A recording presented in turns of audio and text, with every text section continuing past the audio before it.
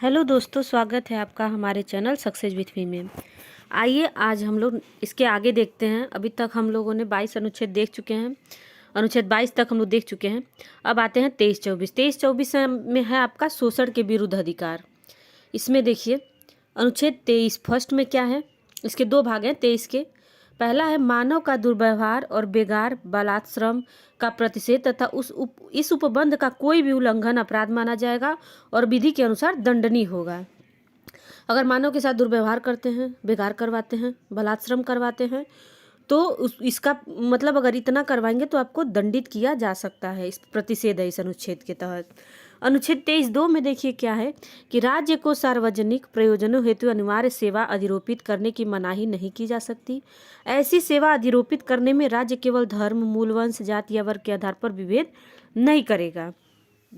देखिए मानव दुर्व्यवहार शब्द में शामिल है, मतलब इसका अर्थ बताया है कि मानव दुर्व्यवहार में क्या क्या शामिल है।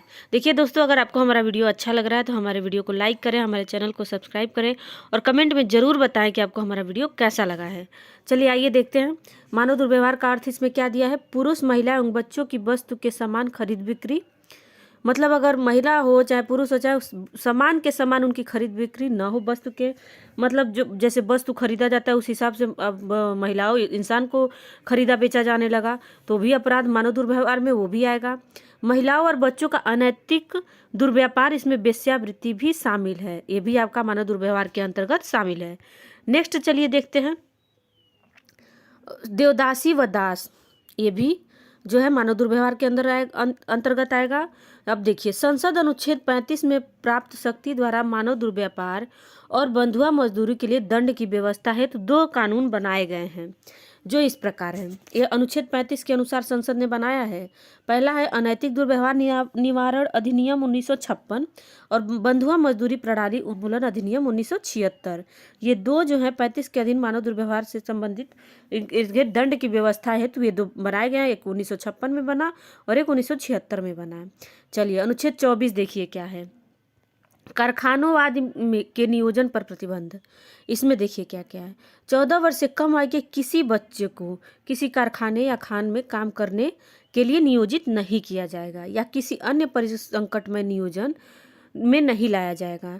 संसद द्वारा 14 वर्ष से कम उम्र के बच्चों के जोखिमपूर्ण कार्यों में प्रतिबंध हेतु बनाए गए कानून कारखाना अधिनियम 1948, बगान श्रम अधिनियम 1951, खान अधिनियम 1952, बाल श्रम प्रतिषेध अधिनियम देखिए इसमें है बाल श्रम प्रतिषेध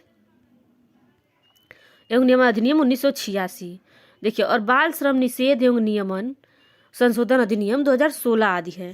कैलाश सत्यार्थी 2014 में शांति का नोबेल पुरस्कार विजेता द्वारा कालीन, कांच, ईंट भट्ठों, पत्थर खदानों जैसे उद्योगों, घरेलू बाल मजदूरों व खतरनाक उद्योगों में संलग्न बच्चों को मुक्त कराया गया। इनके संगठन का नाम बचपन बचाओ था, इसीलिए इनको नोबेल शांति पुरस्कार भी 2014 में दिया गया था।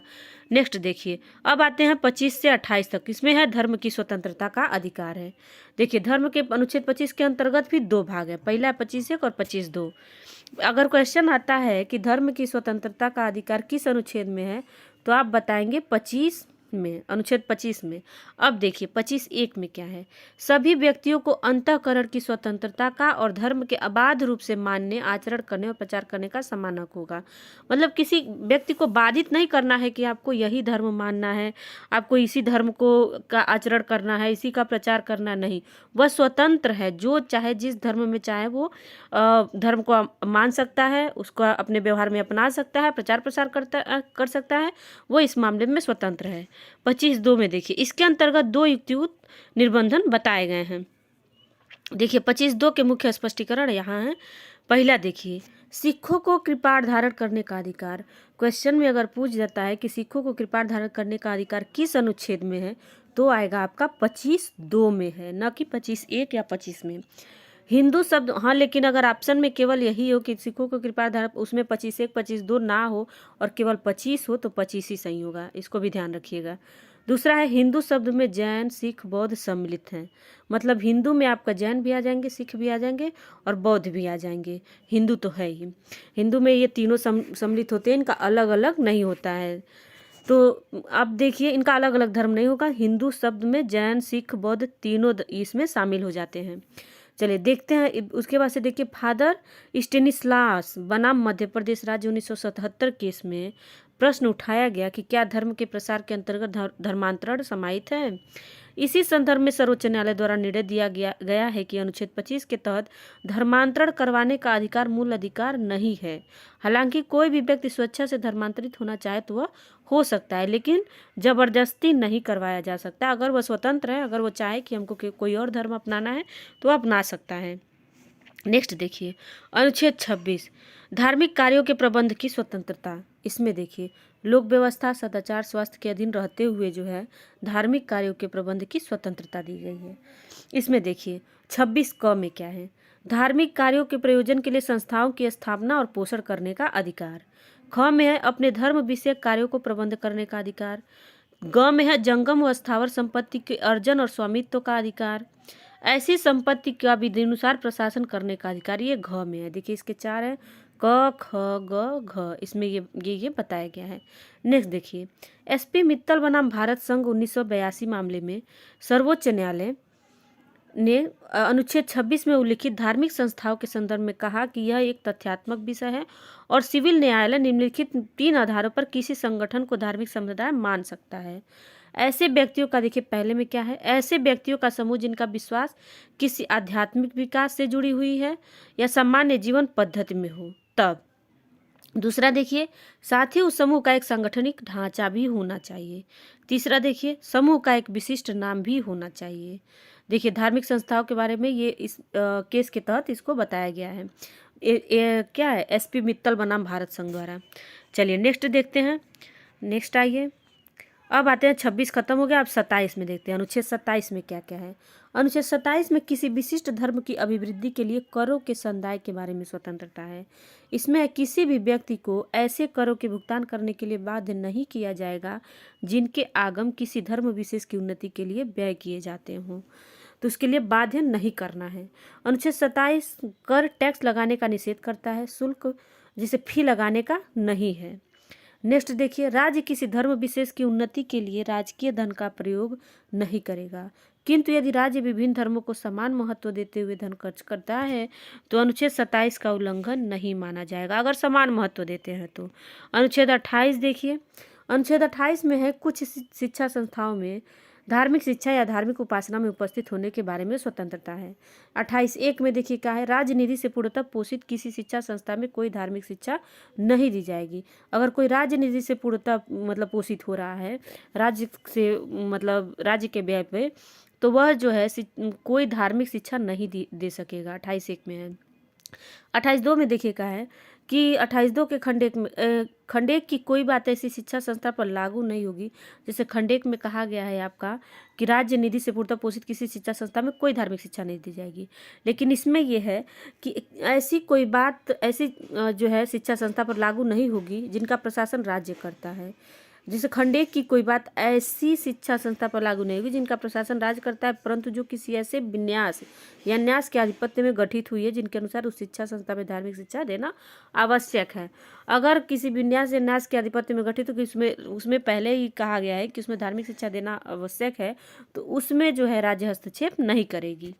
चलिए नेक्स्ट देखिए 28(3) राज्य द्वारा मान्यता प्राप्त व राज्य निधि द्वारा सहायता प्राप्त संस्था में शामिल होने वाले किसी भी व्यक्ति को धार्मिक शिक्षा में भाग लेने, उपासना करने हेतु बाध्य नहीं किया जाएगा, जब तक कि वह स्वयं या आवश्यक होने पर उसके संरक्षक सहमति न दे। मतलब आवश्यक होने पर अगर उसके संरक्षक सहमति नहीं देते हैं या वह स्वयं न चाहे, तब तक जो है बाध्य नहीं किया जाएगा कि आप इस धर्म के में भाग लो, इसके व्रत रहो, तो ये नहीं किया जाएगा। चलिए धार्मिक शिक्षा का अर्थ देखिए क्या है। धार्मिक शिक्षा एक विशेष धर्म और उसके विविध पहलुओं यथा उसके विश्वास, सिद्धांत, अनुष्ठान, रीति रिवाज, संस्कार और व्यक्तिगत भूमिकाओं की शिक्षा देना है। नेक्स्ट देखिए, शिक्षा संस्था और धार्मिक शिक्षा में क्या फर्क है।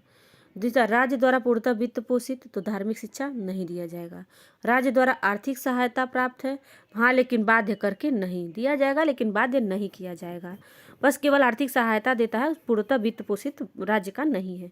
राज्य द्वारा मान्यता प्राप्त, हाँ, प्रावधान कर सकता है, लेकिन बाध्य नहीं है।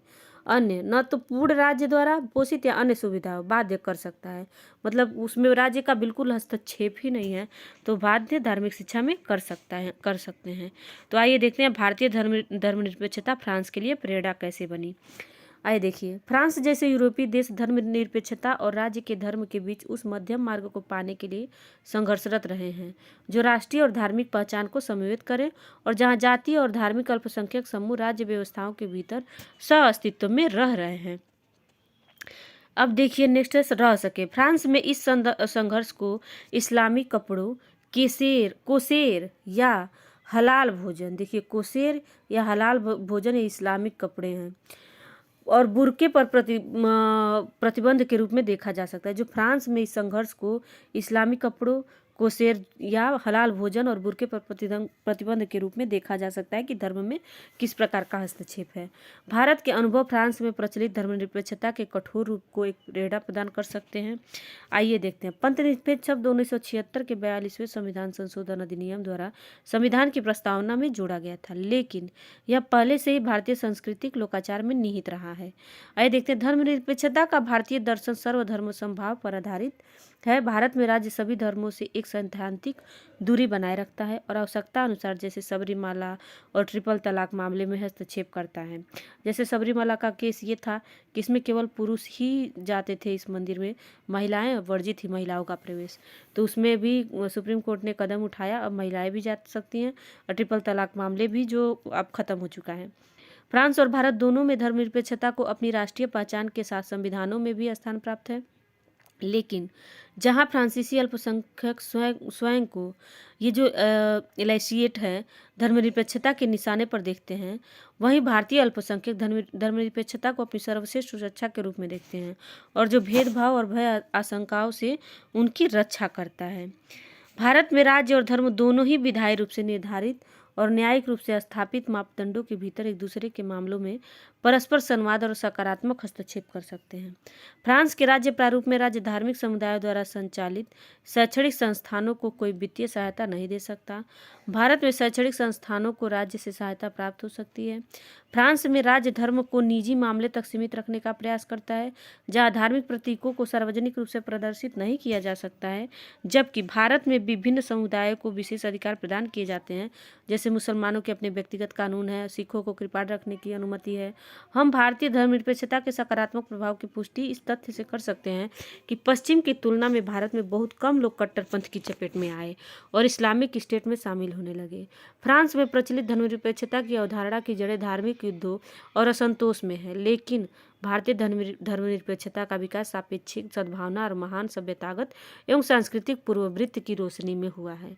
इस प्रकार भारतीय धर्मनिरपेक्षता अपने आप में एक अंत नहीं है, बल्कि धार्मिक बहुलता को संबोधित करने का एक साधन है और विभिन्न धर्मों के बीच शांतिपूर्ण सहअस्तित्व की प्राप्ति का लक्ष्य रखता है। वैश्वीकरण के युग में जब लगभग सभी देश अब बहुधार्मिक हो गए हैं, तो यह समय की आवश्यकता है कि वे भारतीय धर्मनिरपेक्षता से प्रेरणा ग्रहण करें। आइए नेक्स्ट देखते हैं। अब आते हैं हमारा है 29 तिथि में संस्कृति और शिक्षा संबंधी अधिकार। संस्कृति और शिक्षा संबंधी अधिकार में देखिए क्या है कि इसमें देखिए अनुच्छेद 29 अल्पसंख्यक वर्गों के हितों का संरक्षण। 29(1) में क्या है कि भारत के प्रत्येक नागरिक को जिसकी अपनी विशिष्ट भाषा, लिपि, संस्कृति है, उसे बनाए रखने का अधिकार होगा। 29(2) में क्या है, राज्य द्वारा पोषित या राज्य निधि द्वारा सहायता प्राप्त किसी शिक्षा संस्था में प्रवेश से किसी भी नागरिक को केवल धर्म, मूल वंश, जाति या भाषा इनमें से किसी के आधार पर वंचित नहीं किया जाएगा। नेक्स्ट देखिए, संस्कृति जीवन पद्धति है, इसमें लोक नृत्य, गायन, चित्रकला, त्योहार आदि सम्मिलित हैं। तो आइए देखते हैं अनुच्छेद 30 में क्या है। अनुच्छेद 30 है शिक्षा संस्थाओं की स्थापना एवं प्रशासन करने का अल्पसंख्यकों का अधिकार। 30(1) में देखिए धर्म या भाषा पर आधारित अल्पसंख्यक वर्गों को अपनी रुचि के अनुसार शिक्षा संस्थाओं की स्थापना और प्रशासन करने का अधिकार है। मतलब अपने रुचि के अनुसार अल्पसंख्यक वर्ग अपने शिक्षा संस्थाओं का स्थापना कर सकते हैं और प्रशासन कर सकते हैं। देखिए अनुच्छेद 30 एक क जोड़ा गया आपका 44वें संविधान संशोधन 1978 में। इसमें अल्पसंख्यक शिक्षा संस्थान की संपत्ति के अनिवार्य अर्जन के लिए विधि बनाते समय राज्य यह सुनिश्चित करेगा कि ऐसी संपत्ति के अर्जन के लिए विधि द्वारा नियत रकम या मुआवजा इतना होना चाहिए जिससे इस खंड के अधीन प्रत्याभूत अधिकार निराकृत या निर्बंधित न हो। ये 30 एक क में और ये 44वें संविधान संशोधन द्वारा जोड़ा गया। नेक्स्ट देखिए 30(2) में क्या है, शिक्षा संस्थाओं को सहायता देने में राज्य किसी धर्म या भाषा आधारित किसी अल्पसंख्यक वर्ग के प्रबंध के आधार पर भेदभाव नहीं करेगा। देखिए नेक्स्ट देखते हैं टीएमई पाई फाउंडेशन बनाम कर्नाटक राज्य जो केस 2002 में था। इसमें सर्वोच्च न्यायालय द्वारा अल्पसंख्यक वर्ग की पहचान हेतु 2 आधार बताए गए कि अल्पसंख्यक अगर पहचानना हो तो किस आधार पर पहचाना जा सकता है, राष्ट्रीय और प्रांतीय 2 आधार हैं। देखिए नोट है, अल्पसंख्यक शब्द को संविधान में कहीं भी परिभाषित नहीं किया गया है। अब तो ऐसे भी क्वेश्चन आते हैं कि नागरिकता को परिभाषित किया गया है कि नहीं, तो देखिए नागरिकता को भी संविधान में नहीं परिभाषित किया गया है। वैसे ही अल्पसंख्यक शब्द को भी परिभाषित नहीं किया गया है। हालांकि राष्ट्रीय स्तर पर हिंदू बहुसंख्यक हैं, लेकिन जम्मू कश्मीर, पंजाब, नागालैंड, मेघालय, मिजोरम, अरुणाचल प्रदेश और लक्षद्वीप में अल्पसंख्यक के रूप में है। मतलब देखिए वैसे राष्ट्रीय स्तर पर हिंदू बहुसंख्यक हैं, लेकिन जम्मू कश्मीर में हिंदू कम है, पंजाब में भी है, नागालैंड में, मेघालय में, मिजोरम में, अरुणाचल, इसमें हिंदू अल्पसंख्यक के रूप में है। आइए देखते हैं अनुच्छेद 31 में क्या है, संपत्ति का अनिवार्य अर्जन। देखिए 31 के अधिकार को 44वें संविधान संशोधन 1978 द्वारा मूल अधिकारी की श्रेणी से हटाकर 300 क के तहत एक विधि के कानूनी अधिकार के अंतर्गत शामिल किया गया है, तो इसको तो हटा दिया गया है, तो इसको मत मानिए। चलिए नेक्स्ट देखिए 32 में क्या है, 32 है संवैधानिक उपचारों का अधिकार। इस अनुच्छेद का महत्व इसलिए अधिक है क्योंकि इसके द्वारा संविधान के भाग 3 में दिए गए मूल अधिकारों का प्रवर्तन होता है और मूल अधिकारों का व्यावहारिक प्रयोग संभव हो पाता है। साथ ही उल्लंघन होने पर न्यायालय द्वारा विशेष संरक्षण प्रदान है। इसको देखिए अनुच्छेद 32 को भीमराव अंबेडकर ने संविधान का आत्मा कहा है, तो आप समझ सकते हैं कि ये कितना इम्पोर्टेंट है। नेक्स्ट देखिए इसका डिटेल देखिए, डॉक्टर भीमराव, देखिए इसमें दिया हुआ है कि डॉक्टर भीमराव अंबेडकर ने बताया कि यदि मुझसे पूछा जाए कि संविधान में कौन सा अनुच्छेद सबसे महत्वपूर्ण है जिसके बिना संविधान निरर्थक हो जाएगा, तो मैं इसके अनुच्छेद 32 सिवाय किसी और अनुच्छेद का नाम नहीं लूँगा। यह संविधान की आत्मा है, उसका हृदय है। अनुच्छेद 32 के तहत सर्वोच्च न्यायालय और अनुच्छेद 226 के तहत उच्च न्यायालय किसी व्यक्ति के मूल अधिकारों के उल्लंघन पर 5 प्रकार के रीट जारी कर संज्ञान लेता है। रीट पे जरूर ध्यान दीजिएगा कौन कौन सा रीट है और क्या क्या कहता है। चलिए अनुच्छेद 32(2) में रीट का प्रावधान है, इसको भी ध्यान रखिएगा कि अनुच्छेद 32(2) में रीट का प्रावधान है। देखिए पहला है बंदी प्रत्यक्षीकरण, अब इंग्लिश में भी दे देता है हैबियस कॉर्पस। हैबियस कॉर्पस भी इंग्लिश में भी, हिंदी वाले में भी ऑप्शन हैबियस कॉर्पस ऐसे लिखा होगा, तो इसको ध्यान रखिएगा कि बंदी प्रत्यक्षीकरण हैबियस कॉर्पस। इसका देखिए, इसके द्वारा न्यायालय बंदीकर्ता व्यक्ति को यह आदेश देता है कि वह उक्त व्यक्ति को 24 घंटे के भीतर न्यायालय के समक्ष प्रस्तुत करे, जिससे न्यायालय बंदीकरण के आधार पर विचार कर सके, और यदि बंदीकरण विधि सम्मत न हो तो बंदी को मुक्त करने का आदेश जारी करता है। नेक्स्ट देखिए, बंदी प्रत्यक्षीकरण में अनुच्छेद 21 के प्राण एवं दैहिक स्वतंत्रता का मूल भाव निहित है, कि मतलब उसको प्राण और दैहिक स्वतंत्रता होना चाहिए। यह लोक अधिकारी व निजी व्यक्ति दोनों के विरुद्ध जारी किया जा सकता है, मतलब यह अगर कोई पोस्टेड है, गवर्नमेंट ऑफिसर है तो भी, और प्राइवेट, सबके विरुद्ध जारी किया जा सकता है, जो ये बंदी प्रत्यक्षीकरण है। चलिए नेक्स्ट देखिए, परमादेश मैंडमस। परमादेश में क्या है कि यह रीट न्यायालय के विवेकाधीन है। इसके माध्यम से न्यायालय किसी लोक अधिकारी मतलब सरकारी व्यक्ति को आदेश दे सकता है कि वह उस कार्य को करे जिस कार्य को करने हेतु बाध्य है, और उस कार्य को करने से उसने इनकार कर दिया हो। मतलब परमादेश केवल ये सरकारी अधिकारियों पर ही मतलब वो किया जाता है, सरकारी व्यक्ति पे जारी किया जा सकता है कि क्योंकि अगर वो जो जिस कार्य के लिए वो पोस्टेड है, अगर वो कार्य नहीं कर रहा है तो उसके विरुद्ध जो है परमादेश जारी किया जाता है। राष्ट्रपति और राज्यपाल के विरुद्ध लागू नहीं है, मतलब राष्ट्रपति और राज्यपाल इससे सुरक्षित है, इनके विरुद्ध ये लागू नहीं होता है। दो व्यक्तियों के मध्य संविदात्मक संबंध हो तो ऐसी स्थिति में कार्य करने हेतु बाध्य नहीं किया जा सकता है। नेक्स्ट देखिए, प्रतिषेध। प्रतिषेध में है ये प्रोहिबिशन। प्रोहिबिशन देखिए इसमें क्या है कि यह किसी भी न्यायिक या अर्ध न्यायिक संस्था के विरुद्ध जारी हो सकता है। इसके माध्यम से न्यायालय किसी न्यायिक अर्धन्यायिक संस्था को अपने अधिकार क्षेत्र से बाहर निकलकर कार्य करने से रोकता है। इस रिट का मुख्य उद्देश्य किसी अधीनस्थ न्यायालय को अपनी अधिकारिता का अतिक्रमण करने से रोकना है। विधायिका, कार्यपालिका या किसी निजी व्यक्ति या निजी संस्था के खिलाफ इसका प्रयोग नहीं हो सकता। मतलब विधायिका, कार्यपालिका या किसी निजी व्यक्ति के या निजी संस्था के विरुद्ध नहीं होगा। ये भी जो मतलब न्यायिक अर्धन्यायिक संस्था है उनके ऊपर ही ये लागू होता है प्रतिषेध वाला प्रोहिबिशन। उत्प्रेषण देखिए, ये जो देखिए सर्टियरी है, इसमें देखिए यह किसी वरिष्ठ न्यायालय द्वारा किसी अधीनस्थ न्यायालय या न्यायिक निकाय जो अपनी अधिकारिता का उल्लंघन कर रहा हो को रोकने के उद्देश्य से जारी किया जा सकता है।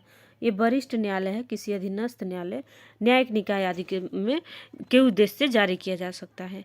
और प्रतिषेध और उत्प्रेषण रिट में अंतर देखिए, डिफरेंस बिटवीन प्रोहिबिशन एंड सर्टियरी। देखिए इसमें क्या है कि प्रतिषेध रिट उस समय जारी की जाती है जब कोई कार्यवाही चल रही हो। इसका मूल उद्देश्य कार्यवाही को रोकना होता है, जबकि उत्प्रेषण रिट कार्यवाही समाप्त होने के बाद निर्णय समाप्ति के उद्देश्य से की जाती है। तो ये जो प्रतिषेध और उत्प्रेषण में अंतर है। नेक्स्ट देखिए एक मिनट, देखिए अधिकार परीक्षा। अधिकार परीक्षा में क्वा वारंटो है, क्यों वारंटो। इसमें देखिए इसका अर्थ आपका क्या प्राधिकार होता है। अवैतनिक, देखिए इसका हिंदी आपका क्या प्राधिकार है।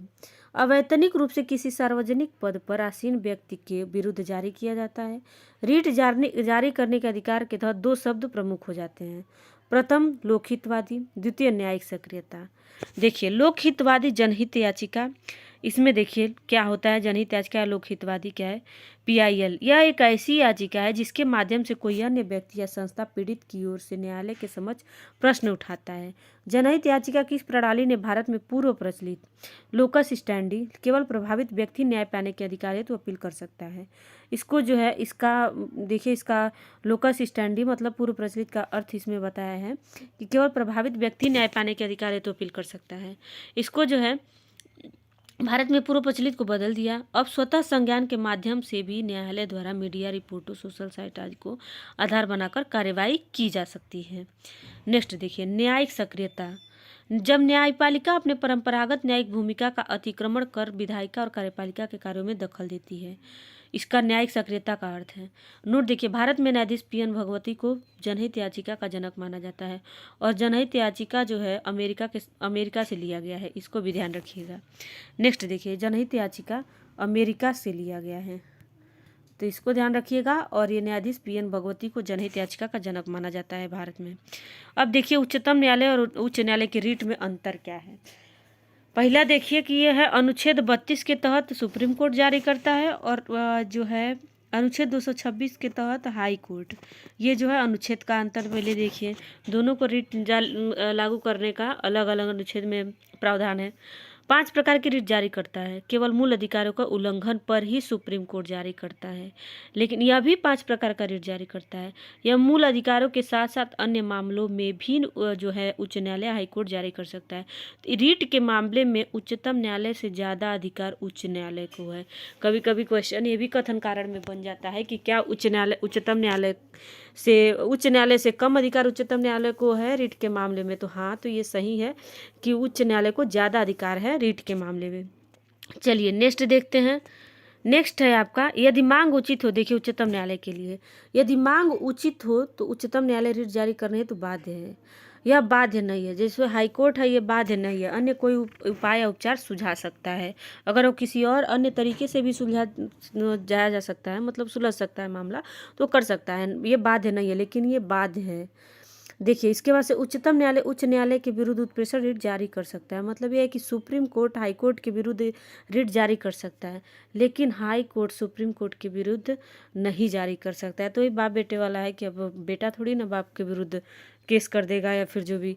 तो ये उच्चतम न्यायालय कुछ भी हो तो बाप ही है और उच्च न्यायालय उसका बेटा है, तो ये नहीं हो सकता। तो इसको ध्यान रखिएगा कि उच्चतम न्यायालय उच्च न्यायालय के विरुद्ध उत्प्रेषण रीट जारी कर सकता है, लेकिन ये जो है हाई कोर्ट इसके विरुद्ध नहीं जारी कर सकता। चलिए नेक्स्ट देखते हैं मूल अधिकारों से संबंधित अन्य उपबंध जो है। पहले देखिए सशस्त्र बल एवं मूल अधिकार, अनुच्छेद 32 तक तो हो गया।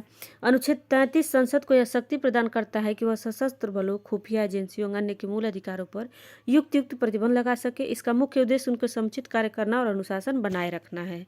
देखिए मार्शल लॉ एवं मूल अधिकार जो है अनुच्छेद 34 में है। इसको देखिएगा कि ये जो है सशस्त्र बलों, खुफिया एजेंसियों के लिए है 33, और मार्शल लॉ एवं मूल अधिकार का जो है अनुच्छेद 34 के अंतर्गत है। चौथी, अनुच्छेद 34 के अंतर्गत भारत के किसी क्षेत्र में यदि सैन्य अधिनियम लागू है तो संसद को यह शक्ति है कि वो मूल अधिकारों पर प्रतिबंध लगा सकती है।